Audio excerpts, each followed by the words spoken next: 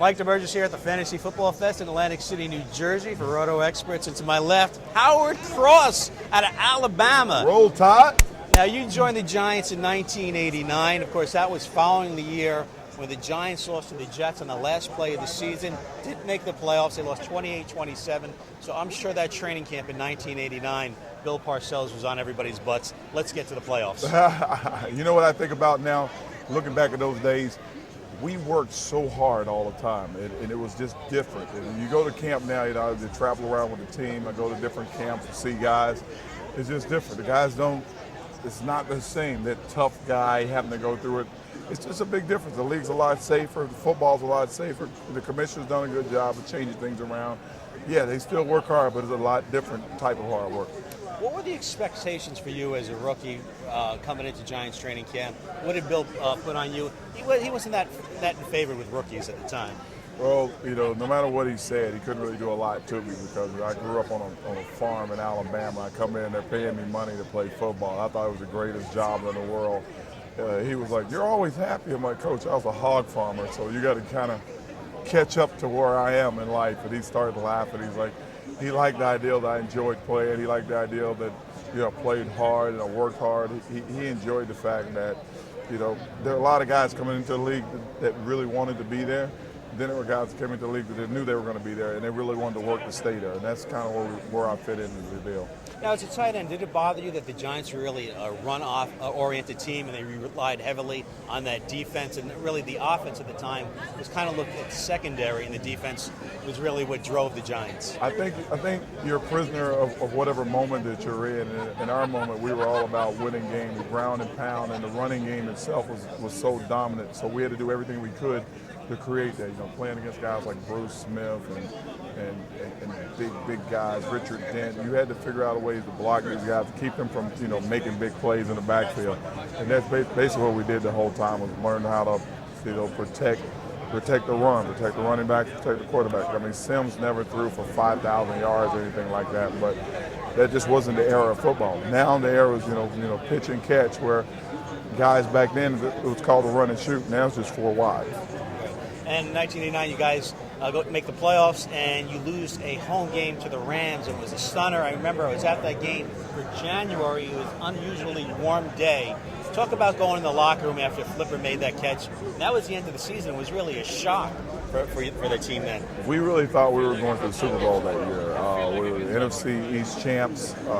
We'd done everything we were supposed to do. And the Rams were just one of those teams that the Giants had a hard time beating. They had a hard time beating the Eagles.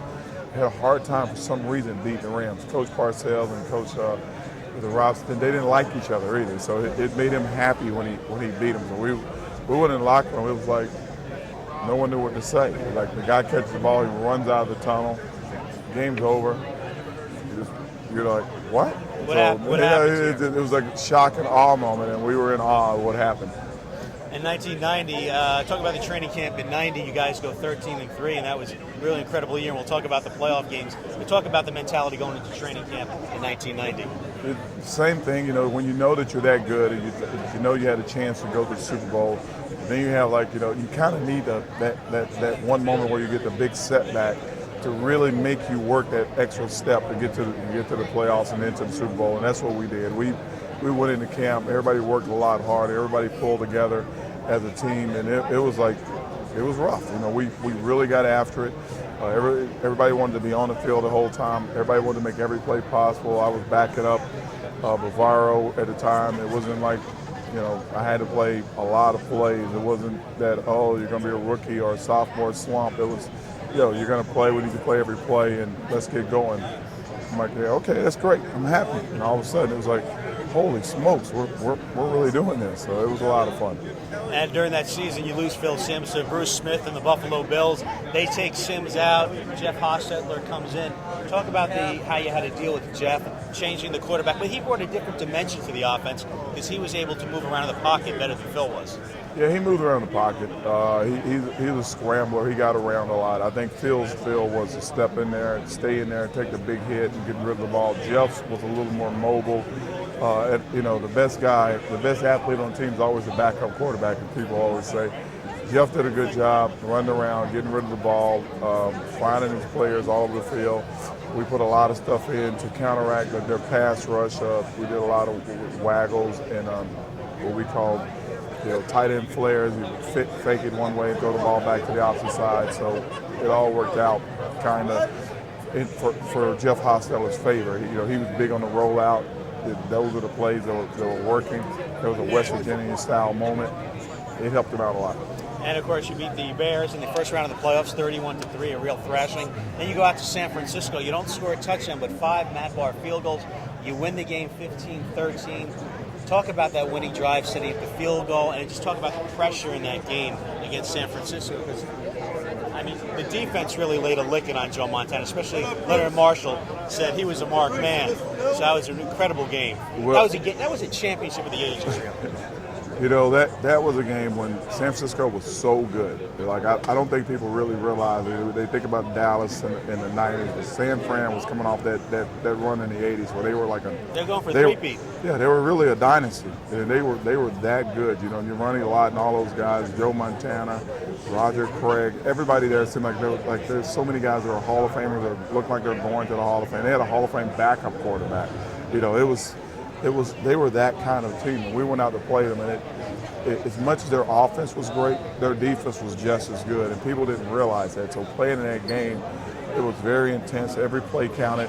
And the funny thing about the game is, we had a fake punt. Yeah. The fake punt is. Parcells was known for doing that stuff. We have a fake punt. I'm on the field running play and don't get off the field. I'm on the punt team and they get in. That's Gary Reasons, right? Yeah. As I'm standing there, I'm thinking to myself, this would be the great formation to run the fake punt. But they can't come on the field because we're going to fake it. So I'm standing there. I'm like. Now what happens? Now is that Reasons called to do the fake punt? Or no, is that the play it comes in, and if the did formation, that in the Super Bowl in '86. If the formation is there, you run the play. I don't know. I know it looks good. I'm like, man, it'd be great if we ran it right here. And it turns out that we ran it. I didn't know we ran it, but we ran it. I'm like, man, why is he running down the field? It was a great play. And talk about the Super Bowl going into that. Talk about the preparation going against Bruce Smith and the Buffalo Bills.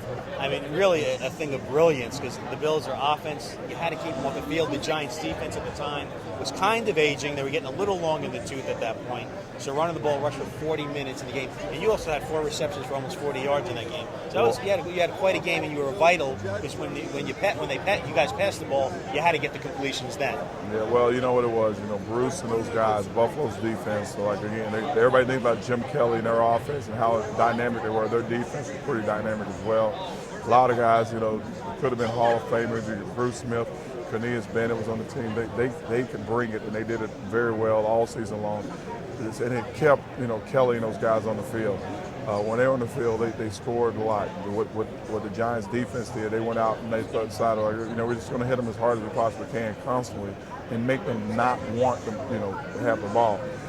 That kind of was a great theory, but every time they touched it seemed like they were driving the ball down the field. So we had to run the ball, and we kind of gave up on throwing the ball down the field deep because we had thrown it down the field deep. Bruce and those guys would have got sacked. So we threw short passes, quick hits, and try to make a play after the ball and not turn it over. And that was the biggest thing, not turn the ball over against a team that was that dynamic and that strong.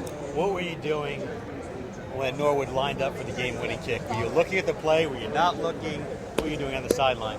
Nobody believes this, but I had read the scouting report, and Norwood wasn't very good over 40 yards on grass. And our whole objective, I remember, was to try to keep him from getting inside of 40. And he was about 41, 42 yards, and so his percentages went way down to making a field goal. When he kicked it, I'm like, oh my God, the scouting report's wrong. And then it went right. We're like, okay, it was right. So everybody's cheering and yelling. I remember thinking, as long as he doesn't get inside of 40 yards, he probably won't make it. One quick thing here, I want to touch on Tim Tebow. How do you see him? Quarterback, running back, or tight end? You're like, that is so wrong. There were arguments last night about this guy. Tim Tebow's a good guy, the kind of guy that you would want your daughter to marry or your sister to marry. He's a great person. Now, he's not a quarterback. And the numbers just prove it out that he's really not a quarterback. The problem is that they say the intangibles make him a great player. You've been at the right place at the right time. He's a schoolyard player in a lot of ways. It's like playing golf. Sometimes you're rolling putts in, and it looks great, and sometimes you're not. Tim Tebow's that day when you're rolling putts in. it's not always going to happen, so you have to be aware of that. So right now, he's the hot item. He had a lot of things going for him that made him the hot item. He was in Denver. The Promise Keepers Association started out there as a Christian-based organization for men. So they really embraced him, which made it a national, thing. When a guy kneels and prays, everybody, whether you're faithful or not, you have something to say about it.